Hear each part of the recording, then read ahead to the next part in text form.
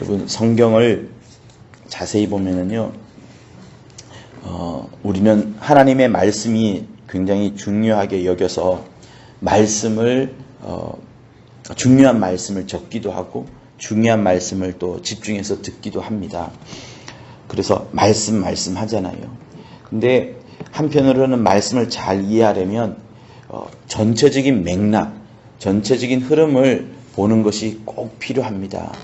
그래야지 이 말씀이 왜 중요하고 왜 이 말씀이 지금 나에게 2019년을 달리고 있는 지금 나에게 이 말씀이 왜 필요한가가 바로 적용이 됩니다. 그러지 않고 말씀 한 절 한 절만을 집중하게 되면 그 말씀이 살아있는 말씀이 되는 것이 아니고 마치 집에 어떤 액자에 걸어놓은 그런 속담처럼 될 수가 있어요. 그래서 여러분들에게 한 흐름, 성경이 흘러가는 흐름, 주 예수께서 이 땅에 오셔서 하신 말씀들의 그 흐름들을 한번 말씀을 드리고자 하는 겁니다. 마지막 만찬이 있고 그리고 그 다음날 만찬이 끝나자마자 예수께서 이제 겟세마네로 올라가셔서 기도하시는 거예요. 감람산 그 중앙에 동산이 하나 더 있는데 그게 이제 겟세마네 동산인데 굉장히 이제 기도를 하시죠. 한 2시간 혹은 1시간 반 정도 기도하셨을까요? 그러다가 끝나자마자 이제 가룟 유다가 사람들을 데리고 와서 이제 예수를 잡으려 합니다. 귀를 자르기도 하고 막 그러죠. 마침내 예수께서 이제 잡혀서 갑니다. 그러니 목요일 날 성만찬을 마지막 만찬을 하시고요. 그리고 목요일 날과 금요일 날 밤 그 사이에 목요 철야를 한 거예요. 목요 철야를 겟세마네에서 하시고 끝나자마자 잡혀서 가셨고요. 잡혀가면서 베드로에게 이제 이 말씀을 한 겁니다. 시몬아, 시몬아, 사단이 너를 밀가부릇 하려고 너희를 계속 청구하였다라는 말씀을 하게 되고 베드로 절대로 안 그럴 겁니다. 저 계속해서 당신을 쫓아다닐 겁니다. 라고 말합니다. 그런데 그러니까 금요일 새벽, 목요일 밤이 딱 지나자마자 금요일 깊은 밤, 그러니까 새벽밤이죠.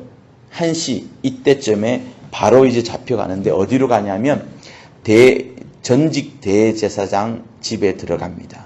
거기서 나이 많은 대제사장으로부터 굉장히 이제 모독을 당하게 되죠. 그때 베드로가 처음 부인을 하게 되고요. 그 대제사장이 이제 현직 대제사장한테 예수를 다시 보냅니다. 그때 또 베드로가 따라가요. 그러니까 집 공간이 바뀌는 겁니다. 첫 번째 때는 전직 대제사장이 집에 가서 예수께서 끌려갈 때 베드로가 따라갔고 그때 한번 부인하고요. 다시 이번엔 공간을 달리해서 현직 대제사장이 집에 들어가서 이제 또 이제 막 사람들의 이제 막 이런 혼란을 받습니다. 그때 사람들이 베드로한테 너 저쪽 사람이라잖아 이렇게 말할 때 베드로가 부인하는데 첫 번째 부인할 때는 전직 대제사장의 집에서 예수를 모른다 했고요. 두 번째 집에서는 예수를 욕합니다. 그리고 세 번째 부인할 때는 예수를 저주하고 욕하고 부인을 하게 돼요.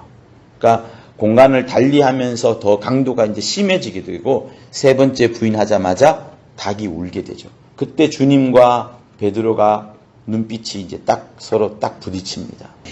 다 하룻밤에 이루어지는 얘기인데, 자, 그렇게 하자마자 대제사장은 이 사람을 이제 사내들인 공회로 이제 불러 모아요.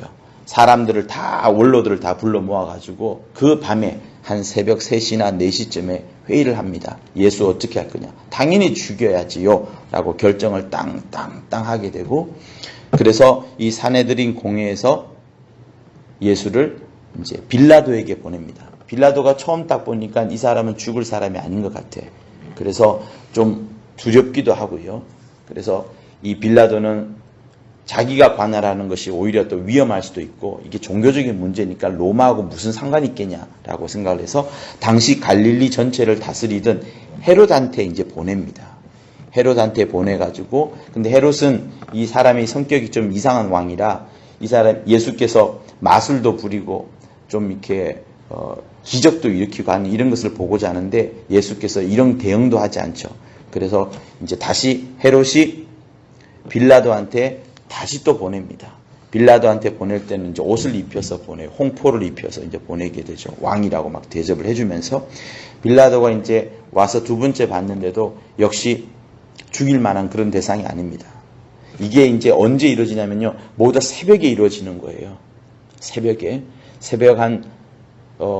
지금까지 제가 말한 것이 새벽 1시, 2시, 3시, 4시, 5시 요 정도까지 이루어집니다. 그리고 다시 빌라도한테 왔을 때가 한 6시, 7시 정도 돼요. 빌라도가 보니까 다시 한번 신문을 해봐도 죄가 있을 만한 것진 않아요. 그래서 놓아주려고 하는데 사람들이 당신이 만약에 그러면 가이사의 충신이 아니나이다. 사람들이 저 사람을 유대인의 왕이라고 하는데 감히 배반하는 왕에 대해서 당신이 허용합니까? 라고 말하면서 가이사의 충신이 아니다. 그러니까 거기서 찔림을 받아가지고 그럼 니네들 알아서 하라 라고 말하게 되고 마침내 이제 내어주게 됩니다.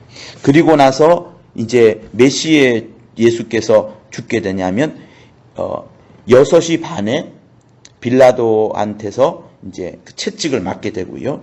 7시 반에 이제 골고다까지 이제 십자가를 들고 가는 거예요. 그러니 여러분 성경은 굉장히 우리가 많은 페이지를 읽지만 사실은 단 하루 사이에 끝나는 겁니다. 금요일 하루 다 끝나버리는 겁니다. 그래서 7시 반에 골고다까지 800m거든요. 800m 되는 거리를 십자가를 지고 가다가 9시에 마침내 십자가에 달리셔요. 그리고 12시, 3시간 정도 시간이 걸리죠. 3시까지 여러 가지 말들을 합니다.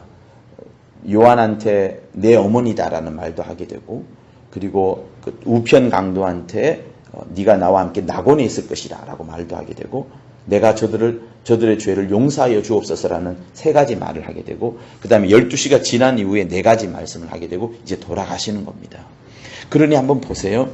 우리가 성경의 스토리를 어떤 데 보면은 많은 사람들이 예수께서 잡히시고 오랜 기간이 막 걸쳐 있다가 감옥소에 오랫동안 있다가 어느 날 갑자기 시간이 많이 지난 다음에 돌아가신 것 같은데 그게 아니고요. 목요일 밤 철야 기도를 하고 거기서부터 1시간 정도 지났을 때 잡혀가고요.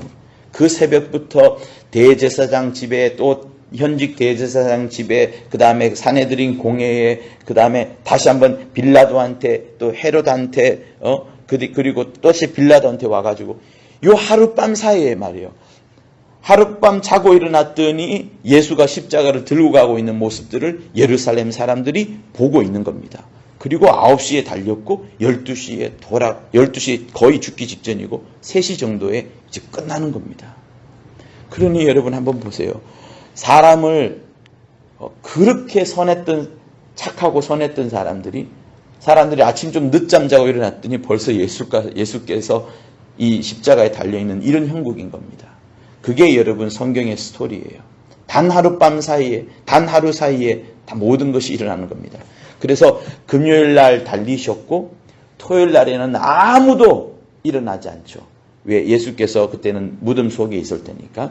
그리고 주일날 아침에 마침내 이제 마리아와 군병들이 예수의 이제 무덤을 열고 나오는 것을 천사가 열고 나오는 것을 보게 되는.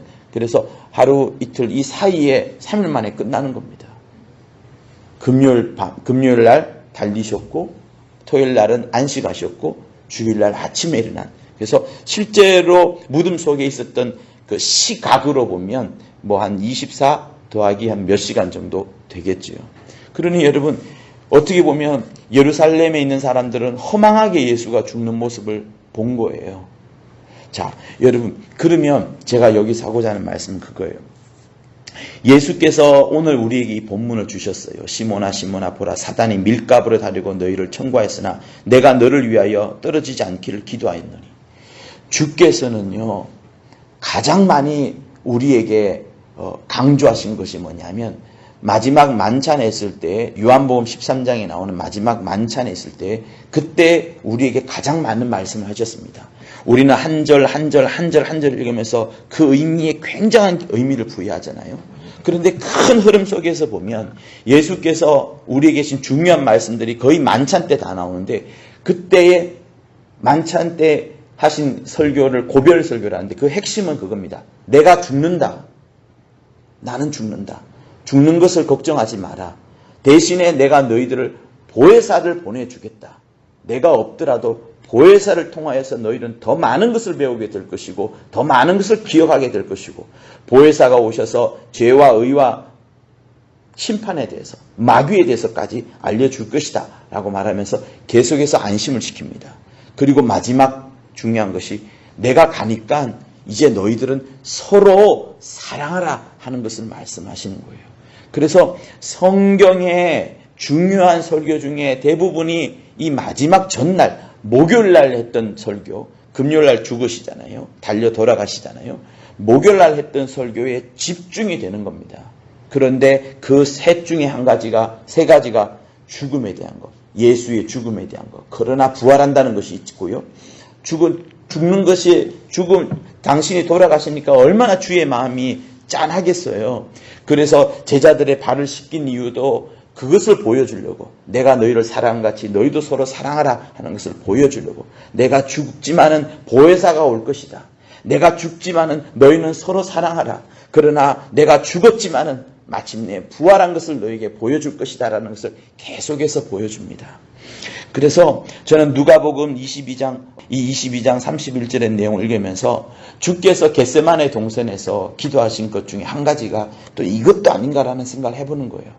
우리는 잘 알고 있습니다. 겟세마네 동산에서 예수께서 내 원대로 마옵시고 아버지의 원대로 되기를 원하나이다 하면서 십자가에서의 죽음, 십자가에서의 승리를 3번이나 정말 피땀 흘리듯이 기도하셨을 것인데, 그 한편으로는 고별 설교할 때 마지막 만찬에서 그토록 당신의 죽음을 앞두고서 보혜사를 보내주겠다, 제발 너희들은 서로 사랑하여라 하신 그 주님의 말씀을 생각해 본다면 베드로의 믿음이 떨어지지 않기를 기도했던 것처럼 역시 겟세마네에서도 우리의 믿음이 떨어지지 않기를 얼마나 기도하셨을까라는 생각을 해보는 겁니다. 그러므로 사랑하는 성도 여러분, 주님은 지금도요 우리의 믿음이 떨어지지 않기를 간절히 구합니다. 여러분들이 이 세상의 여러 사실들을 다 안다고 하여도요, 그것을 믿느냐 안 믿느냐는 여러분의 몫이에요.